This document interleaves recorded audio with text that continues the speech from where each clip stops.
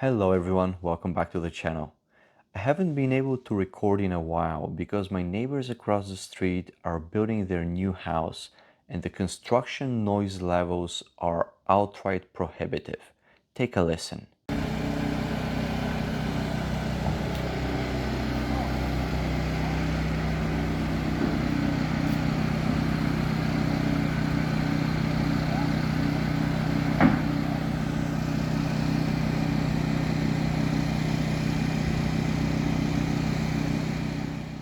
Today is rainy, cold, and thankfully everything is quiet on the construction site.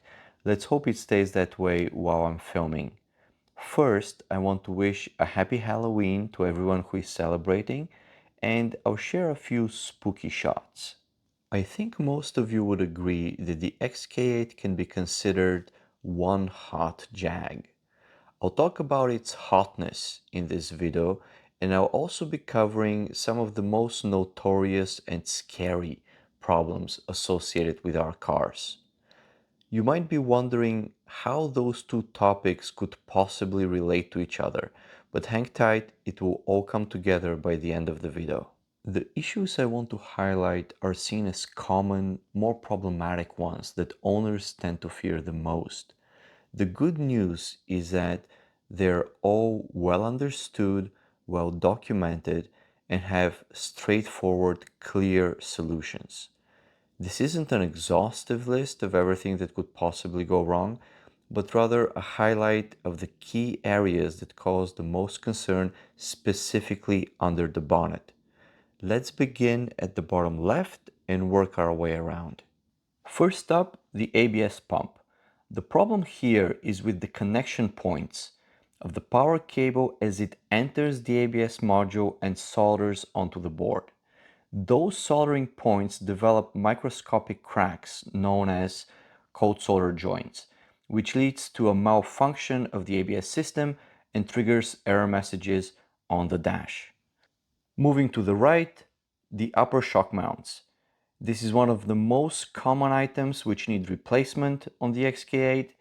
I've recorded a thorough 6-episode series of the entire process of replacing the front suspension, and I'll add a link in the description below for reference.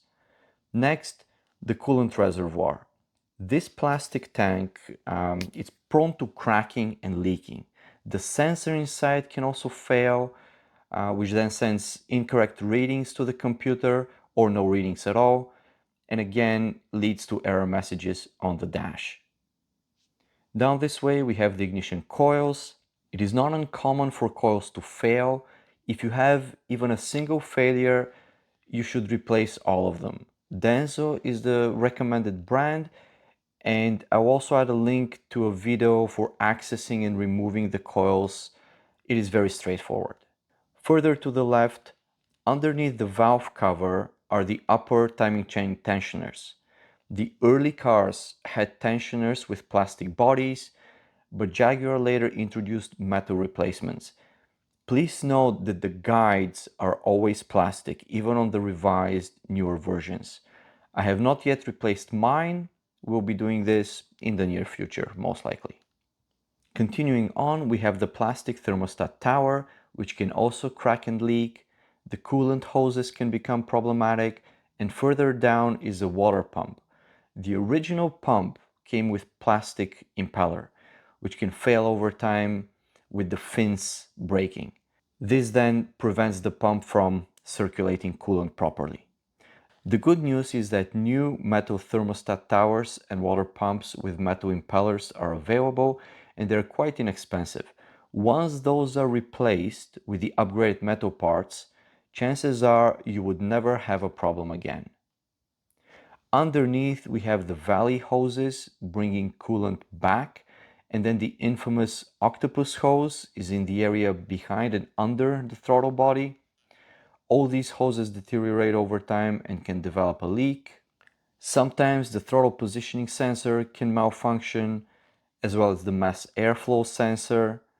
And this is by no means an exhaustive list, but these are some of the more serious and commonly discussed problems which I could think of at the moment. I may have missed some, please let me know in the comments. So Do we have a common theme here? Is there something that applies to all these problems? Well, most of the issues involve plastics and rubber. Aging components crack, break, leak as they deteriorate further and further over the years. However, the cold solder joints in the ABS module are clearly different, and you could argue that the coolant level sensor, the throttle positioning sensor, the mass airflow sensor are also different types of failures. Having said that, I do believe that we have a common ground here, and what unites all of these problems is actually the main cause which leads to them, and that is excessive heat. Excessive heat is the number one culprit for the deterioration of plastics and rubber. It also perfectly explains cracked solder joints and, to an extent, the failure with the sensors. I believe the immense heat generated and trapped under the bonnet is the primary contributor here. At first, this may sound like an exaggeration, but let's look at specific data. What are the sources of heat? Of course, everything starts from the engine as the primary source. In addition, the radiator heats up, and in essence, it is a secondary source of heat. But there are two big red flags, in a way, two elephants under the bonnet. Those are the two catalytic converters. They stand vertically on both sides of the engine, one per bank, essentially sandwiched between the firewall, the engine, the transmission, and the body of the vehicle. They are massive sources of heat, and all that heat has nowhere to go but up and into the engine bay. So, are they really such a big deal? Just how hot do they get? Unfortunately, the XK8 computer doesn't report catalytic converter temperatures. I have three OBD2 readers and none of them can extract this data from the XK8. However, my Infinity does report catalytic converter temperatures for both banks. Here's a screenshot from a normal summer day. Ambient temperature is 27 degrees Celsius. I'm cruising at 120 kilometers an hour on a flat highway, absolutely normal driving conditions. Take a look at just how incredibly hot the catalytic converters become. 568 degrees Celsius is no joke. Keep in mind that the Infinity is a V6 and 3.5 liters compared to the 4-liter V8 in our Jags. When the car is under even slightly elevated levels of load, the temperatures easily exceed 600 degrees for each catalytic converter. Of course, these factors do exist in every internal combustion vehicle.